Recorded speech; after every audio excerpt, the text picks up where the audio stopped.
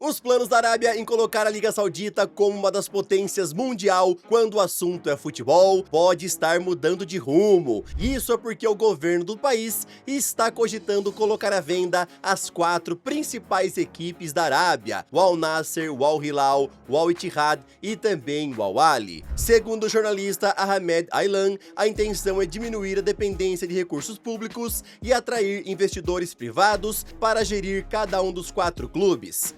Atualmente, 75% do capital pertence ao Fundo de Investimento Público, o PIF, e os outros 25% estão sob controle do Ministério do Esporte. A venda deve envolver a totalidade das ações. O objetivo da Arábia é marcar uma nova fase no futebol do país, com menos gastos públicos e atraindo os investidores privados. A grande questão que fica é a seguinte: não é segredo para ninguém que a grandíssima maioria dos atletas conhecidos que estão deixando o futebol europeu e indo para a Arábia, e estão indo lá por conta dos valores absurdos que eles oferecem de grana. Será que com os investidores privados sendo os novos donos dos principais clubes, tanta grana assim ainda será oferecida aos atletas? Vamos ver o que é que vai acontecer, tá? Já que a grande maioria aceita a mudança por conta da grana, né? Não é porque acha o campeonato saudita um campeonato de alto nível. Eu sou o Todd e seja muito bem-vindo para mais um vídeo aqui no canal, onde eu vou te contar muita coisa interessante. Bora ver como é que foram os jogos de ontem no Brasileirão, também lá na Europa. Teve aí jogo da Juventus, teve Manchester United sem conseguir uma vitória. Bora conversar também sobre a situação do Rodrigo, Andreas Pereira no Palmeiras e muito mais. Então, sem mais enrolações, solta a intro!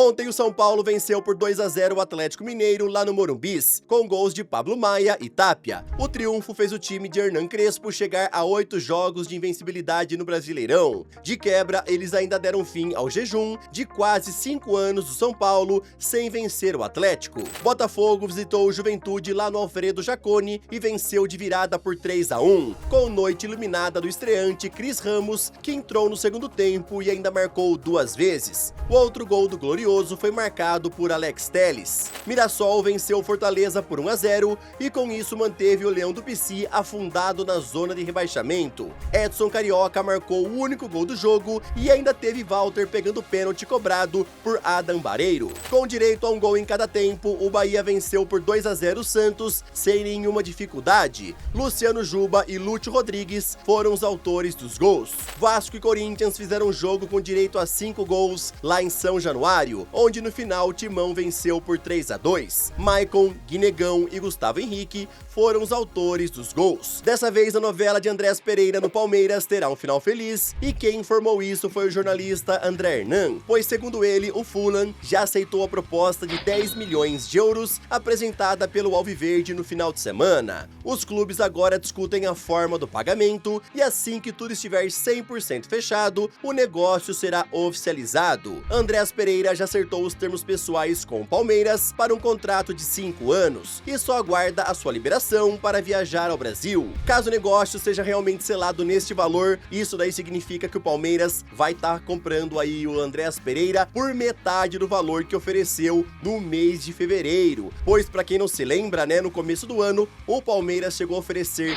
20 milhões de euros pelo jogador e o Fulham falou não. A CBF anunciou no último sábado mudanças no calendário do futebol brasileiro para este ano de 2025. O fim do Brasileirão foi antecipado do dia 21 de dezembro para o dia 7 do mesmo mês. Assim, as semifinais e a final da Copa do Brasil serão disputadas depois do fim do Brasileirão. O torneio mata-mata terminará no dia 21 de dezembro.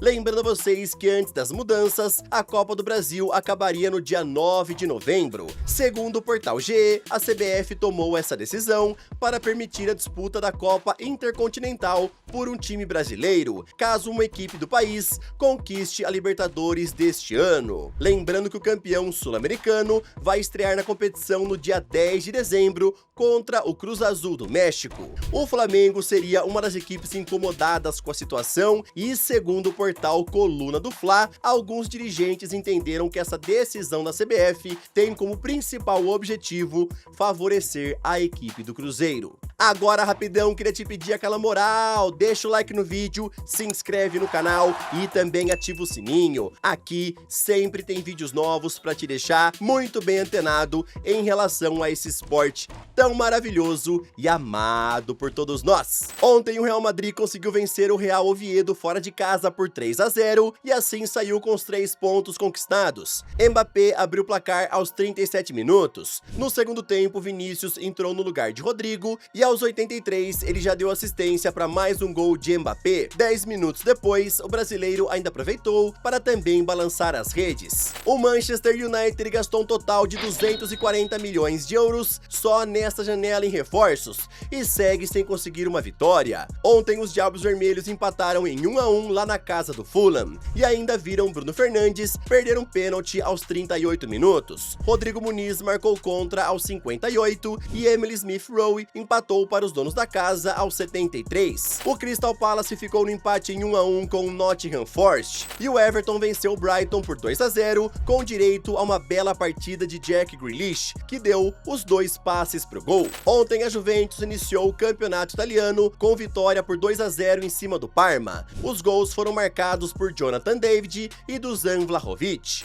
O Como venceu a Lazio por 2-0 com gols de Douvikas e também de Nico Paz. Pela Ligue 1, o Lille venceu por 1-0 o Mônaco e o único gol foi marcado por Olivier Giroud. 7 anos depois do seu rebaixamento, o Hamburgo voltou à Bundesliga e ontem ficou no empate sem gols com o Mönchengladbach. Pelo campeonato português, o Porto segue com 100% de aproveitamento, pois ontem venceu por 4-0 o Casa Pia, com 2 gols de Borja Sainz, mais um de William Gomes e outro de Neruen Pérez. A situação de Rodrigo no Real só piora com o passar dos dias. Ontem ele começou o jogo contra o Real Oviedo como titular e foi substituído aos 63 minutos por Vinícius Júnior. O brasileiro estava visivelmente irritado no banco de reservas, onde chegou a arremessar uma camisa de aquecimento do Real no chão e também não poupou xingamentos.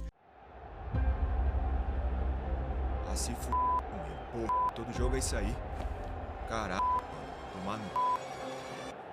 O Diário Marca informou que o Real não se opõe à venda do brasileiro nesta janela e só está esperando contatos de equipes da Premier League interessadas, porém até agora não chegou nenhuma oferta concreta. Manchester City, Arsenal e Liverpool seriam os maiores interessados em Rodrigo, segundo o jornal Marca. No caso de uma venda, o Diário Espanhol afirma aí que a ideia do Real é vender o Rodrigo por um valor mínimo de 80 milhões de euros. Ele segue na pauta então do City, do Arsenal e do Liverpool. O Tottenham também quer o Rodrigo, mas ele não teria muito interesse em jogar pelos Spurs, pelo menos nesse momento, né? Ontem deu pra ver muito bem que ele ficou pé da vida quando foi substituído e inclusive, né, vocês viram até a leitura labial feita pelo Veloso. Vamos ver como é que vai terminar toda essa novela do Rodrigo. Na tua opinião, ele vai acabar essa janela indo lá para a Premier League ou vai ficar no Real? Comenta aí. Na semana passada, o Milan acertou a contratação de Victor Boniface junto ao Leverkusen por um valor próximo aos 30 milhões de euros. Porém, as coisas não saíram como esperado. O atacante fez exames médicos neste final de semana e acabou sendo reprovado. O jornal Gazeta dello Sport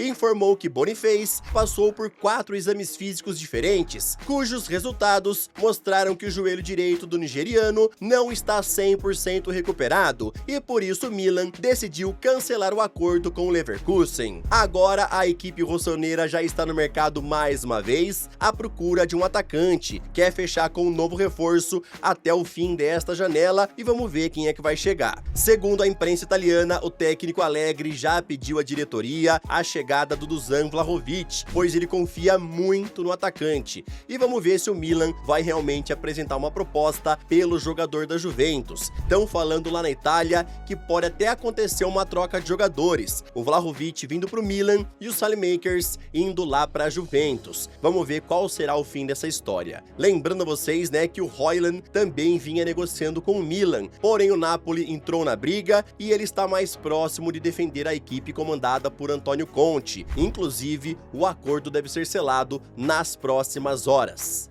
Esse foi o vídeo desta segunda-feira, espero que vocês tenham gostado. Tamo junto, valeu e falou!